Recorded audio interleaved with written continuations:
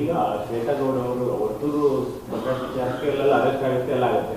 ಅದು ನಿಮ್ಮ ಹೆಸರು ಉಪಯೋಗ ಪಡಿಸಲು ಸಂಬಂಧಪಟ್ಟ ಒಂದು ತನಿಖೆ ಕರೀತಾರೆ, ಅದು ಅರೆಸ್ಟ್ ಮಾಡೋ ಕೆಲಸ ಆಗಿಲ್ಲ. ಅದರಲ್ಲಿ ಡಬಲ್ ಸ್ಟ್ಯಾಂಡರ್ಡ್. ಬಿಜೆಪಿ ಆದಾಗ ಮಾಡ್ತೀವಿ, ಇಲ್ಲಿ ಕಾಂಗ್ರೆಸ್ ನಿಮ್ಮ ಮಾಡಲ್ಲ ಚರ್ಚೆ, ಈ ಥರ ಚರ್ಚೆ ಆಗ್ತಿದೆ. ನನಗೆ ಈ ವಿಚಾರ ಗೊತ್ತಿಲ್ಲ.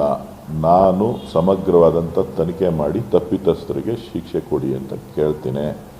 ನನ್ನ ಹೆಸರನ್ನು ಯಾರು ದುರ್ಬಳಕೆ ಮಾಡಿಕೊಂಡಿದ್ದಾರೆ ಅವ್ರ ಮೇಲೆ ಸೂಕ್ತ ಕ್ರಮ ತಗೊಳ್ಳಿ ಅಂತೇಳಿ ಪತ್ರವನ್ನು ಕೂಡ ನಾನು ಬರಿತೇನೆ.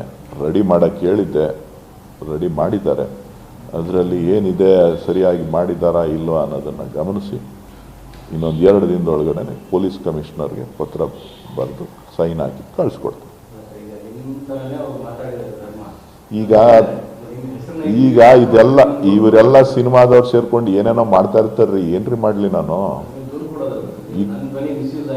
ಅದೇ ಈಗ ಬರೆದು ಹೇಳಿದ್ನಲ್ಲಪ್ಪ, ಪತ್ರ ಬರಿತಾ ಇದ್ದೀನಿ ಪೊಲೀಸ್ ಕಮಿಷನರ್ಗೆ ಸಂಬಂಧಪಟ್ಟಂತ ಇದ್ರ ಬಗ್ಗೆ ತನಿಖೆ ಮಾಡಿ ಅಂತೇಳಿ ಪತ್ರ ಬರಿತೀನಿ. ಅವ್ರು ನನ್ನ ಹೆಸರು ಹೇಳಿದ್ರೆ, ನನ್ನ ಹೆಸರು ಬಳಸ್ಕೊಂಡು ದುಡ್ಡು ವಸೂಲಿ ಮಾಡಿದರೆ, ನನ್ನ ಹೆಸರು ಹೇಳ್ಕೊಂಡು ಏನಾರ ಮಾಡಿತ್ತು ಅಂತ ಅಂದರೆ ಏನು ಬೇಕಾದ್ರೂ ಕ್ರಮ ತಗೊಳ್ಳಿ ಅಂತ ಹೇಳ್ತೀನಿ. ನಿಮಗೆ ಕಳಿಸ್ತೀನಿ, ಪತ್ರನೂ ಕಳಿಸ್ತೀನಿ. ಡ್ರಾಫ್ಟ್ ರೆಡಿ ಇದೆ. ಗೊತ್ತಿಲ್ಲ ನನಗೆ, ಅದೆಲ್ಲ ಡ್ರಾಫ್ಟ್ ರೆಡಿ ಇದೆ. ಒಂದ್ಸಾರಿ ನಾನು ಪೊಲೀಸ್ ಆಫೀಸರ್ಸ್ ಹತ್ರ ಮಾತಾಡಬೇಕು ಏನೇ ಅದು ವಿಚಾರ ಅಂತ ಹೇಳ್ಬಿಟ್ಟು. ಬರೀ ಮಾಧ್ಯಮಗಳಲ್ಲಿ ಬಂದಿರೋದನ್ನು ನಾನು ನೋಡಿದ್ದೀನಿ. ಪೊಲೀಸ್ ಆಫೀಸರ್ಸ್ ಹತ್ರ ನೋಡ್ಬಿಟ್ಟು ಕೇಳ್ಬಿಟ್ಟು ಅದಕ್ಕೆ ಏನು ಉತ್ತರ ಏನು ಬರಿಬೇಕು ಅದನ್ನು ಬರಿತೀನಿ. ಬೇಕು ಅಂದರೆ ಡ್ರಾಫ್ಟ್ ಕಾಪಿನೂ ತೋರಿಸ್ತೀನಿ. ರೆಡಿ ಇದೆ ನನ್ನ ಹತ್ರ.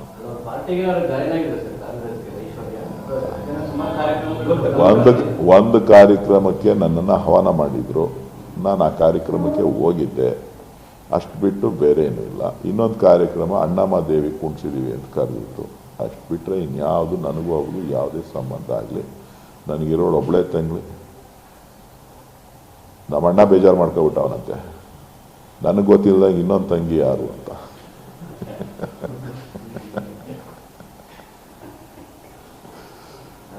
ಯಾರೋ ಹೇಳ್ತಾ ಇದ್ರು ನನಗೆ, ನಿನ್ನೊಬ್ಬಳಿಗೆ ಹೆಂಗೆ ತಂಗಿ ಆಗಕ್ಕೆ ಸಾಧ್ಯ, ನನಗೆ ತಂಗಿ ಆಗಿಲ್ಲ ಹೆಂಗೆ ಅಂತ.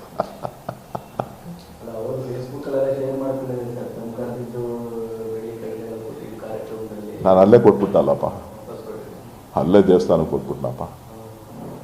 ನಾನು ನಮ್ಮಣ್ಣ ಎತ್ಕೊ ಬರೋದಿಲ್ಲ ಮನೆಗೆ. ಏನಾರ ಇದ್ರೆ ಅಲ್ಲೇ ಕೊಟ್ಬಿಟ್ಟು ಬಂದ್ಬಿಟ್ಟು.